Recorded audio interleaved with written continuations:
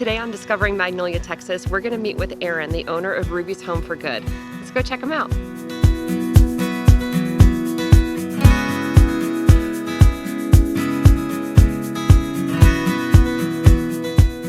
Aaron, thank you so much for having us out here today. I'm so excited to learn about Ruby's Home for Good. Let's start a little bit. I want to know about the namesake. Sure. Well, Ruby is a 14-year-old Mustang mare, and we started the organization back in 2017. And as we're doing it, we are kind of navigating what population we want to serve, what impact we want to have. And we really were interested in helping a horse in need, helping share that story about why horses are in need, and then be able to showcase when we care for them appropriately, when we offer them the things that are important for their well-being, how they can thrive. And so as we're sitting under a tree out in the open, kind of making those original plans, we became aware of a Mustang rescue network, and they had identified this little mare. They had pulled her from that situation, so she was safe and alive, but they didn't have anywhere for her to go. So we heard her story incidentally on Facebook, and she was in a boarding facility in Conroe where they tried to find something for her. So we went out and visited her and fell in love with her, even though we couldn't get near her. And so we decided that was just the right thing at the right time. So talking about making a difference, you're doing more than just making a difference in the lives of the horses that are here. You're also making a difference in the lives of the veterans that you serve. So let's talk a little about your program. When we decided we wanted to make a difference for people in our community, and we're kind of looking at how we wanted to do that, we all have family members who've served, right? I mean, most people do. And within our team starting out, we recognized, hey, this is the most deserving population, right? As much as anyone. And the more we went into trainings, really got involved in our veterans community and learned more about the impact of service, it just was the right thing to do for us to focus on that population. So we learned about not only the challenges of being in the military and the person who is serving and overseas or wherever they're at, but the impact that has on their family while they're gone. And even beyond that all of the challenges that come with reintegrating into civilian life, into your family, a family that's learned to function while you're away. Yeah. And you're coming home after, a really different lifestyle and way of living, into a family unit that's kind of learned to live in a different way and isn't used to the things that you've become accustomed to. So there's just so many challenges that our military families face that we felt like we could make a definite difference for them and be able to expand that not only to the service members, but to their children, but to their spouses and their overall support system that all were impacted by the sacrifice of service. Yeah.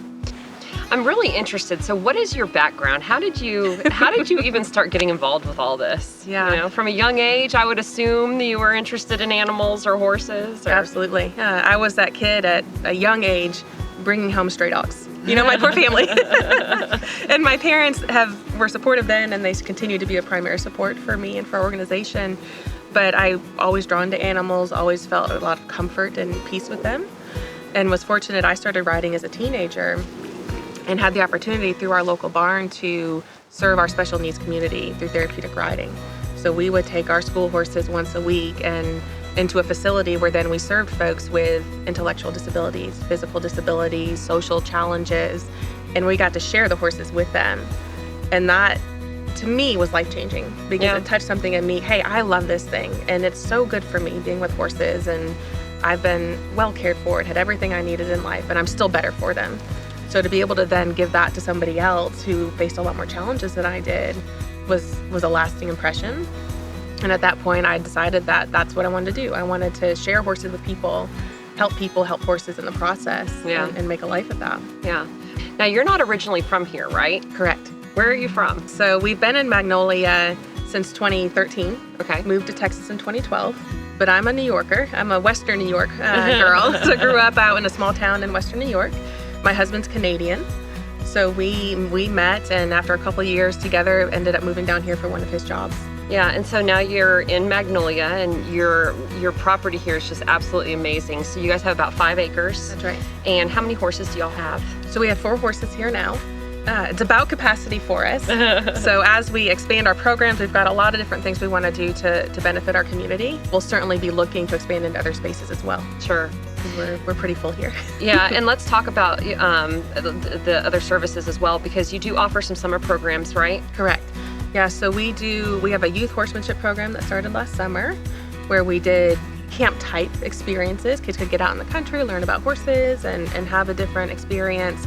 We're growing that, and so just as we're growing our veterans program with some new classes and structures, we're expanding the youth program this year as well. Yeah. So our kids are learning empathy and compassion and self-awareness through our programs while they're growing their horse skills.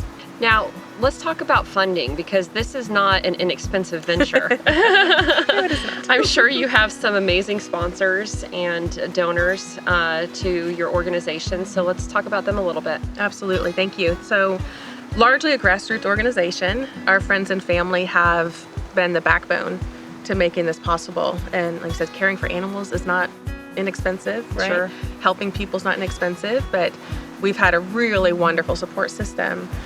As a nonprofit, we rely on financial support outside of our organization. So private donors, small businesses, local businesses, grants and foundations are vital to keeping our mission going. Sure. And to allowing us to grow and serve more people. And so where could somebody go to help make a donation? On your website or? Yes. Yep, we can go through our website. We have general, you can donate any amount.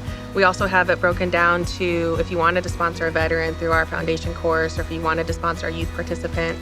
You can also sponsor the horse care, and the horses are our greatest expense in the day-to-day is keeping the horses well fed and well cared for, so you can sponsor that. And beyond that, we have a wish list. So we have a list of items you can contribute to help our organization keep serving. And you can do that either through local purchases or through our Amazon wish list. You mentioned there are family and friends that have helped you, grow this organization over time, but there's directors, and how could somebody get involved if they wanted to?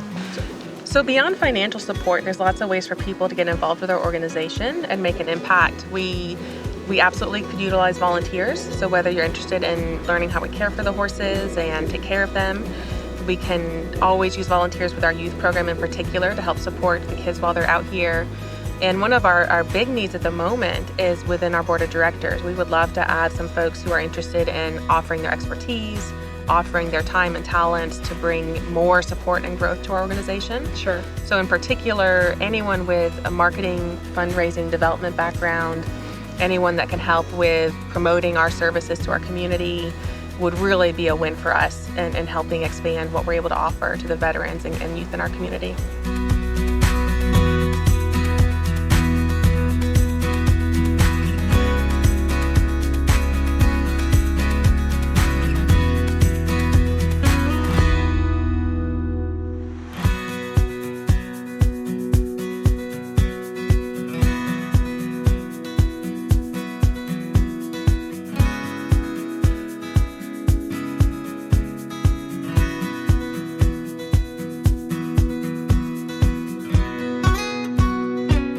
Thanks for joining us today on Discovering Magnolia, Texas. Don't forget to like and subscribe, and we'll see you next time. This Community Small Business Spotlight is brought to you by Erica Steetenroth, your Magnolia Realtor, and was produced and edited by JJ Productions.